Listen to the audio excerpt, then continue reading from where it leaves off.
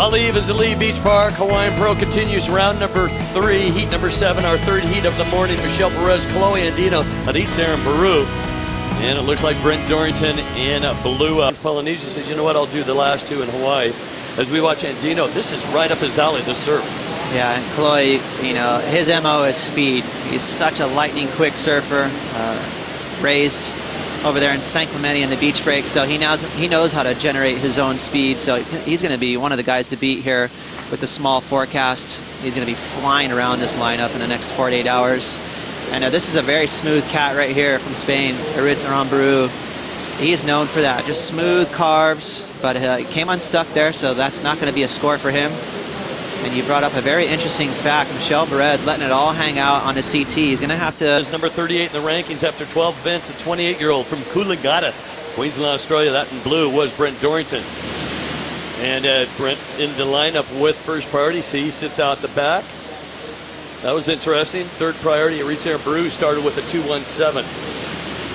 And yeah, he definitely underrated. This guy is a workhorse, and he really reads waves well. He's from the Basque Country of Spain.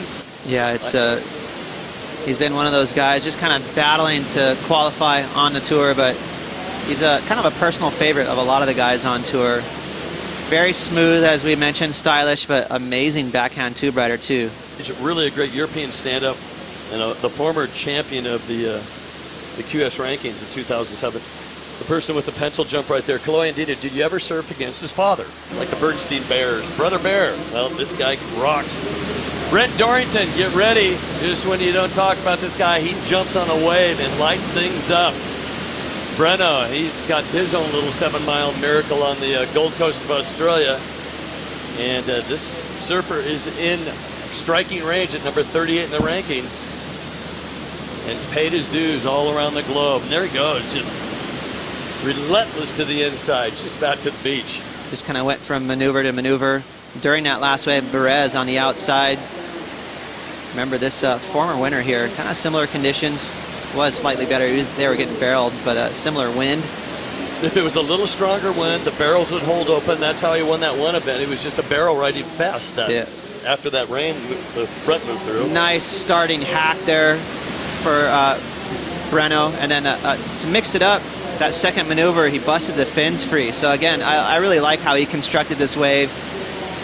A little bit of variety, and then he just kind of milked this thing all the way to the beach. Board looks good. Just for him to be able to flick around there and keep that speed up on that tiny little inside whitewash shows me he's on some good equipment. Different countries, 50 countries, landlocked countries, surfing very popular. You can get into an event. I asked Al Hunt, do they need to join the WSL thing? Here we go, priority with our boy Aritz Aranburu, and he's going to take this wave. He's got a section ahead, and he can't get to it. And that's the tricky part.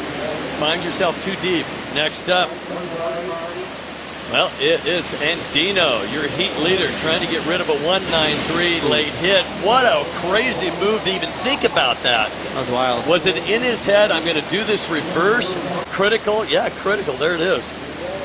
Brent Dorrington. Dorrington's one wave that we were bragging about. Nice grab. But Dorrington with a 6.83, he's back in the hunt here. That was cool. Right into the flats, he stuck that thing. And Breno's in a good position. He's already got that 6.8. Yeah, it does have the best wave of the heat. Aritz Aranburu, wave number 4. And he finds himself in 4th, just needing at this point a 301. But it's firing, and when you think you're down there, that's right, all of a sudden you need a 7. I think they really need to make sure they know where they're at in terms of the other surfers. Does that other surfer possess a high score? You know, that can be misleading, that information. So you have to know where you're at. And as we see Breno go for a big old punt, I love that straight air. Watch that right arm. He's going to get a little grab in. Bang! That was clean. And again, it made it cool because he stomped it. You know, kind of out into the flats. That's always out the back. Look at this, is a bizarre air. Let's take a good look at this. Right in front of Aritz. Again, he didn't get that pop that, you know, traditionally you'd like to see with an air, but it was crazy how, you know, horizontally he was moving across the water. Some good tips, and then Rosie Hodge does gives great tips for the ladies. So take a look at her picks for Maui. Something happened. Don't want to wait too long. 150 on the clock. Can he post a 3.84 on this one? Into the toilet bowl he goes. One late quit hit. And another one to finish things off. Is that enough? I think he's got it. So Kolohe Andino in the last minute and a half, I'm guessing he's going to need a score, 3 points. For a 3.84, you think this is a 3.84 or more? I like the opening snap. It was crisp. Right here he gets a little stuck, but he finishes the wave off nice with a lip climb. So, I mean, that's... He gets a 6.27, jumps up into the second spot. Andino, with 30 seconds on the clock, needs a 5.78. Salty. That is kind of a bummer of a way to lose.